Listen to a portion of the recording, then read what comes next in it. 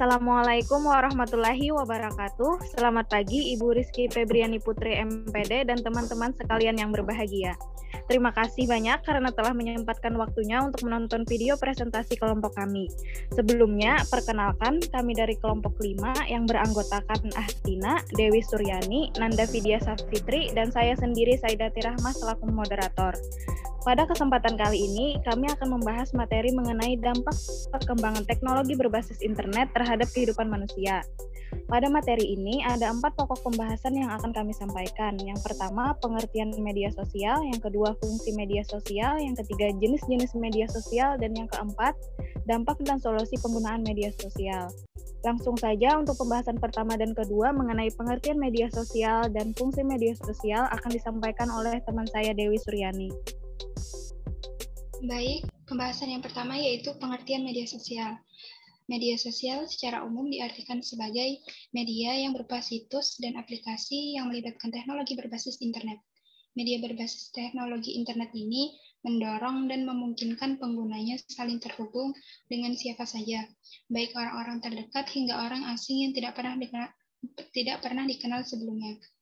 Kemudian menurut Kotler dan Keller tahun 2012, media sosial merupakan sarana bagi konsumen untuk berbagi informasi teks, gambar, audio, dan video dengan satu sama lain dan dengan perusahaan atau sebaliknya.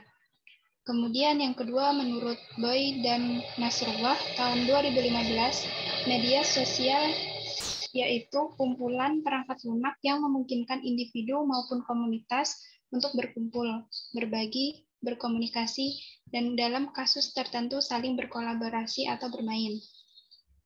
Sehingga bisa disimpulkan dari pengertian di atas bahwa media sosial adalah suatu sarana bagi penggunanya untuk saling berinteraksi dan berkomunikasi. Pembahasan yang kedua yaitu fungsi media sosial. Fungsi media sosial sendiri ada 2. Yang pertama, media sosial adalah media yang didesain untuk memperluas interaksi sosial manusia menggunakan teknologi internet dan web. Kemudian fungsi yang kedua yaitu media sosial berhasil mentransformasi praktik komunikasi searah media siaran dari satu institusi media ke banyak audiens, menjadi praktik komunikasi dialogis antar banyak audiens.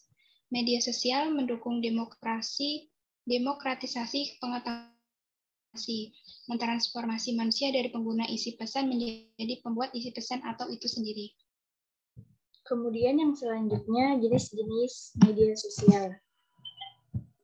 Yang pertama adalah media jejaring sosial. Media jejaring sosial ini merupakan sarana yang biasa digunakan pengguna untuk melakukan hubungan sosial, termasuk konsekuensi atau efek dari hubungan sosial tersebut di dunia virtual.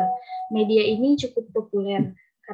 Karakter utama dari situs jejaring sosial adalah setiap pengguna membentuk jaringan pertemanan. Contohnya, misalnya adalah Facebook, Instagram, dan lain-lain. Kemudian yang kedua, ada jurnal online atau blog. Blog ini adalah media sosial yang memungkinkan penggunanya mengunggah aktivitas keseharian, saling mengomentari dan berbagi, baik tautan web, informasi, dan sebagainya. Secara mekanis, jenis media sosial ini biasanya dibagi menjadi 2, yaitu kategori personal homepage, yaitu pemilik menggunakan nama domain sendiri seperti .com atau .net, dan yang kedua dengan menggunakan fasilitas penyedia halaman weblog gratis seperti WordPress atau Blogspot. Kemudian yang ketiga ada jurnal online sederhana atau microblogging. Ini tidak berbeda dengan jurnal online atau blog. Microblogging merupakan jenis media sosial yang memfasilitasi pengguna untuk menulis dan mempublikasikan aktivitas serta pendapatnya. Contohnya, microblogging yang paling banyak digunakan adalah Twitter. Kemudian yang keempat ada media berbagi atau media sharing. Situs berbagi media ini merupakan jenis media sosial yang memfasilitasi penggunanya untuk berbagi media, mulai dari dokumen, video, audio, gambar, dan sebagainya. Contoh dari media ini adalah YouTube, Flickr, Photobucket, dan Snapfish. Kemudian yang kelima ada penanda sosial atau social bookmarking. Penanda sosial ini adalah media sosial yang bekerja untuk mengorganisasi, menyimpan, mengelola, dan mencari informasi atau berita tertentu secara online.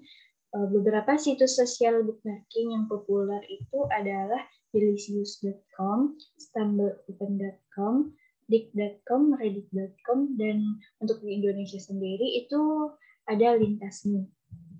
Kemudian yang terakhir ada media konten bersama atau wiki. Media sosial ini merupakan situs yang kontennya hasil kolaborasi dari para penggunanya. Mirip dengan kamus atau ensiklopedia.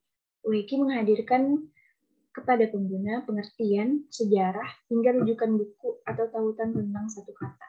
Dalam prakteknya, penjelasan-penjelasan tersebut dikerjakan oleh pengunjung, artinya ada kolaborasi atau kerjasama dari semua pengunjung untuk mengisi konten dalam situs ini. Selanjutnya, dampak positif dan dampak negatif media sosial.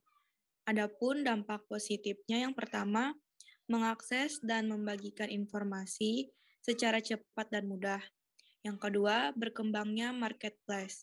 Yang ketiga, berkembangnya economic sharing resource. Yang keempat, semakin masifnya startup bisnis. Yang kelima, e-commerce, toko online, ojek online, dan sejenisnya. Selanjutnya, dampak negatif media sosial. Yang pertama, munculnya informasi keliru atau false news. Yang kedua, munculnya informasi hoax. Dan yang ketiga, munculnya informasi palsu atau fake news. Berikutnya, solusi permasalahan dampak negatif pada penggunaan media sosial. Yang pertama, lebih selektif dalam mengambil informasi dari media sosial. Yang kedua, mengecek sumber informasi. Yang ketiga, mengecek kelengkapan informasi yang dibagikan. Yang keempat, memeriksa tanggal terbitnya informasi tersebut. Dan yang kelima, tidak asal dalam membagikan informasi. Saya kembalikan kepada moderator. Baik, terima kasih. Mungkin sampai di sini dulu presentasi dari kelompok kami. Jika ada kesalahan, mohon dimaafkan, dan jika ada pertanyaan, mohon diungkapkan. Terima kasih. Wassalamualaikum warahmatullahi wabarakatuh.